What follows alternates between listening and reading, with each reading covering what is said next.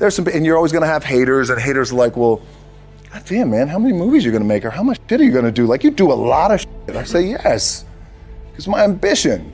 Of course, why not? I could do it. Yeah, I love what I do.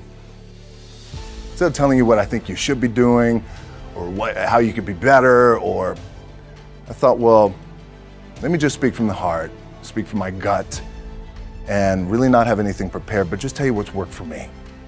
And maybe some of the stuff that's worked for me might work for you now, currently, presently, as you guys have your goals and ambitions, but then further on down the line, as you guys continue to live your life. This idea and this notion that you can be anything you want, and you can accomplish anything you want, right? We hear that. You've heard that from the time you were little boys. You hear that now. You're already incredibly accomplished. You guys know that. The thing that has worked for me is to remember the hard times. So, and I'm sure you guys all have your processes, and again, I'm gonna tell you what's worked for me.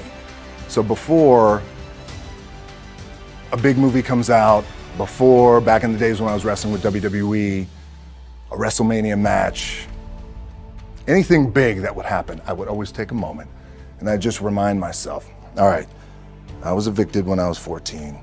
We were kicked off the island. We couldn't live in Hawaii. Had no place to live.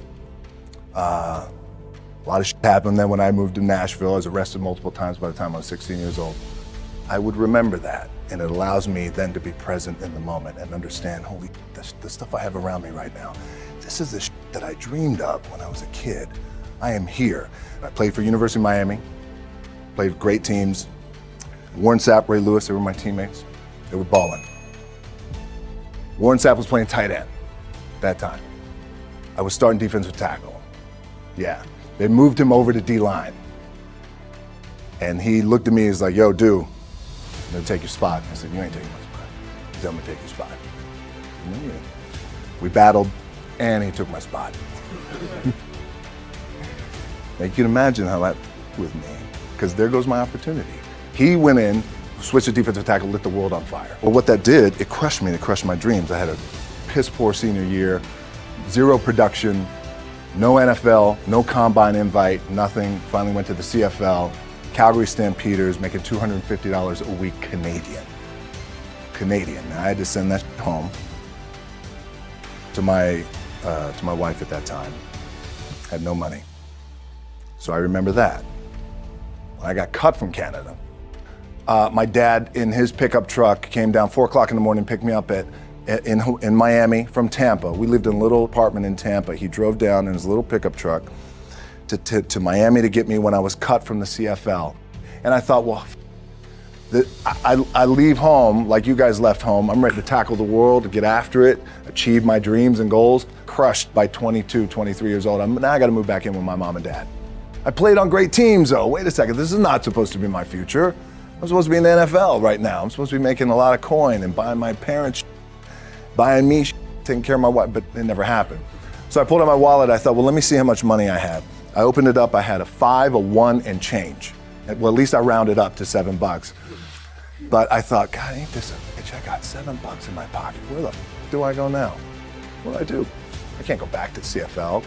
Point comes where you hear that voice, big run's over. I'm like, you're done, right? So I heard that voice. So as Coach was saying, man, I hold on to that. I'm telling you, my back is up against this mother.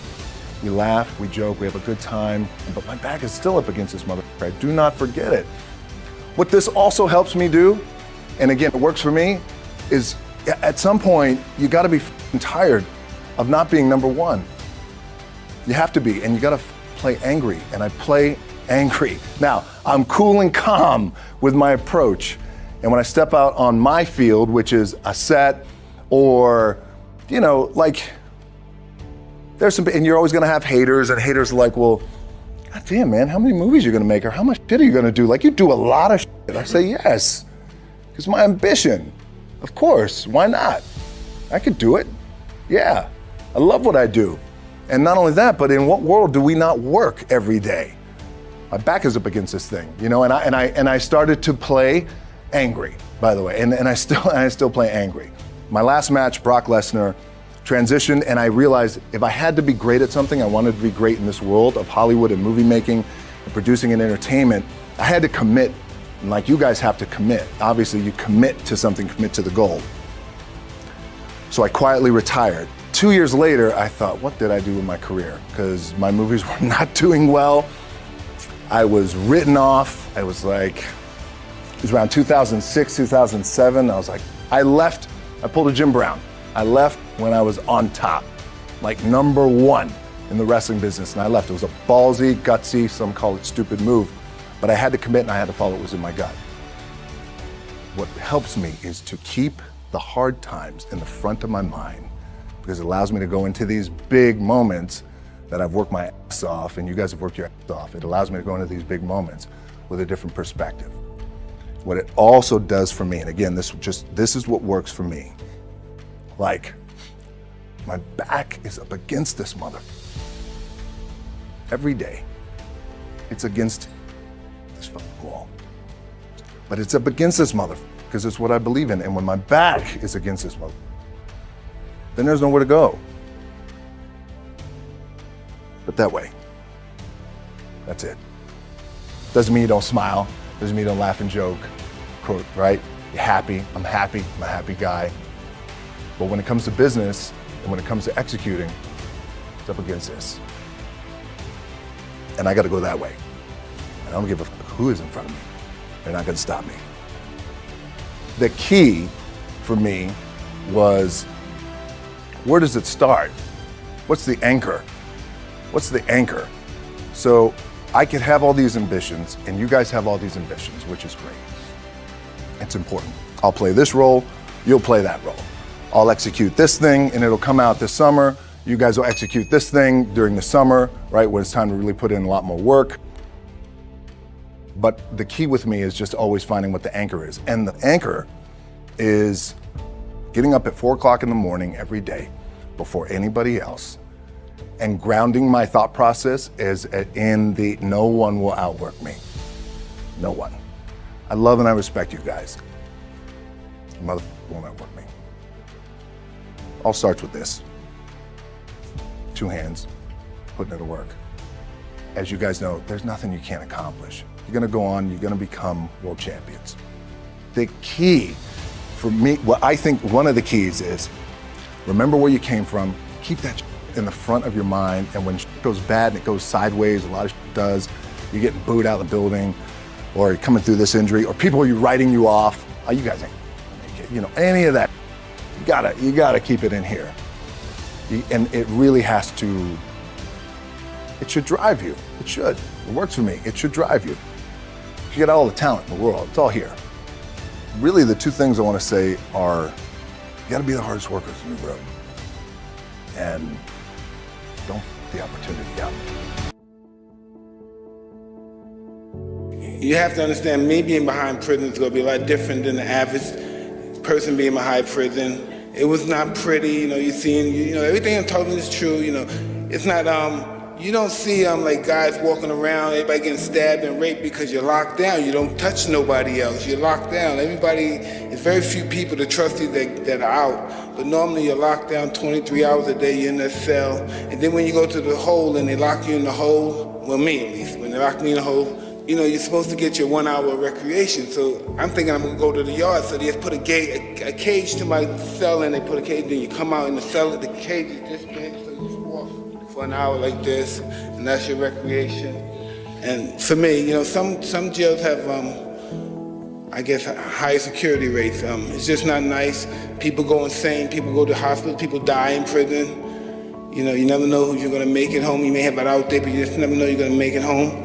It's so debilitating, and nobody gets, what is the word they say when you go to jail and you get? No, there's no such thing as rehabilitation. Prison is all debilitating.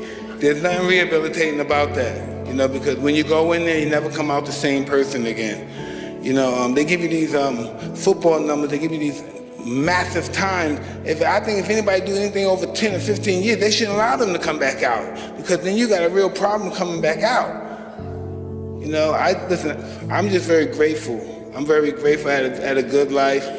and people liked me, and people gave me benefits and stuff, but that's not gonna happen to the average guy. That's not gonna happen. Know what's gonna happen to him when he gets angry and he throws a tantrum like I throw my tantrum? They're gonna come in the cell and they're gonna beat him to death. You know, the goon squad's coming, they're gonna beat him to death. That's what's gonna happen. They're gonna put you in the hole, they're gonna put the holes on you, they're gonna beat you to death. And we living in 2015, and all this, this is something a nation of savages would look at as something that's a disgrace. And this is what we're doing in 2015. So listen, you have to understand, if you can't prepare them from going in there, because once they're in there, I was hearing a gentleman talk about, but once preventing them, once you're in there, they're gonna put the whammy on you. Once you're in there, everything's gonna change. You have to prevent from going there. Once you're in there, it's almost a wrap. You know, some guys may become more articulated, more didactic, they read the books and have, and they're very articulate with their words, but they have their demons in there working. They have their demons, and it's really hard to release those demons once you're in that place. Mike, can you just talk about how you've changed your life, and for many of us in recovery, like my friend Gloria said, it's also a spiritual element, because this isn't about changing your mind, it's about changing your heart. And so, whether it's your love of your children, your faith, what is it that's brought about that change for you to live a more godly, holy life? I don't know, I'm capable of living a godly life. God to me is inconceivable to live a life of God. You know, we can only study his life and hope to be able to be in the path of God. But to live a godly life is inconceivable to me. To me. I just try to do the right thing, you know what I mean? And not necessarily the right thing is probably the best thing, but I just try to do the right thing. I try to respect everybody and treat everybody the way I want to be treated. You know, I don't have I don't care what you're black, white, Christian, I don't care what you are. You know, the only thing I want is respect, because I give respect. That's the only reason why I want it. And I just realized that I wanted to change my life. I didn't like the way I was living my life. I wanted a different, I just wanted a better way of life. You know, I just didn't want to be the guy that had it all outside but had nothing inside. And I realized all this recovery and sober thing and life in general is an inside job. You know, if you're looking for happiness from out here, it's going to be disastrous. It's going to be, from my perspective. Maybe other people can get it, and I'm different. I'm a little screwed up because I know something's wrong up there. I have a real difficult situation receiving love and happiness from the outside and stuff. But it's all an inside job. You know, it's all an inside job, you know. All we know about God is what people tell us about God, what our mothers or fathers, what they tell us about God. You know, I wasn't there when Moses split the Red Sea. I wasn't there when he got the commandments. You know, when you look at, if you look at the internet, which we all look at, that Moses didn't exist. There's no artifacts about it, but I hope that story is true. What is your favorite restaurant in Jersey City? My favorite restaurant? I don't know if it's the White Manor, you know. I only eat at, cause I eat at Ringside. The White Manor, you know, I don't eat there. They have what do you call those hamburgers again? The sliders. I don't want to eat sliders. You know, some pork in there probably. I don't want the sliders. I like Ringside. Tell me what you do with the kids at Ringside. What I do is, we have a gym there and we work out the kids. You know, everybody has the program down there, and that's where we hang out with the kids. We work there, and of course, it's after school, man. The kids have to go to school. But we have that, and we have most of the kids, they work there as well. So they get prepared for the workplace, and they're gonna have jobs, and this is pretty awesome. And it's really sad that we live in the richest, most powerful country in the world, and we have people starving out here. You know, and they have no other choice but to commit crimes, else they're going to starve to death or have no dignity, and their wife might leave them out of shame, or the kids might not have respect for them. And I don't know, we can have a gang of these symposiums right here, but you know, we need some action and work has to be done. All right, say something, Mayor. Say something, Governor. Yeah, but this is just what it is. We need something. We need work to be done. We're magnificent. No one talks better than us. No one is more loquacious than we are. No one speaks better than we are. You know, because I used to date somebody that was in what's that Koresh guy? Remember he had what's that? A Compound. You know the Compound? When I used to date a girl that was in the Compound, and I said, I said, did your guys recruit blacks? Did you have any blacks in the compound? And she said, oh, well, yes, we had black. They're the ones that give the best recruiting. So I said, there's nobody can talk better than us, right? But we need some action. We just need to get some action. And Jersey City is a beautiful state, and this could be a beautiful country if we stop being elitists and think we're better than other people and treat everybody like brothers and sisters. And this would be a wonderful place.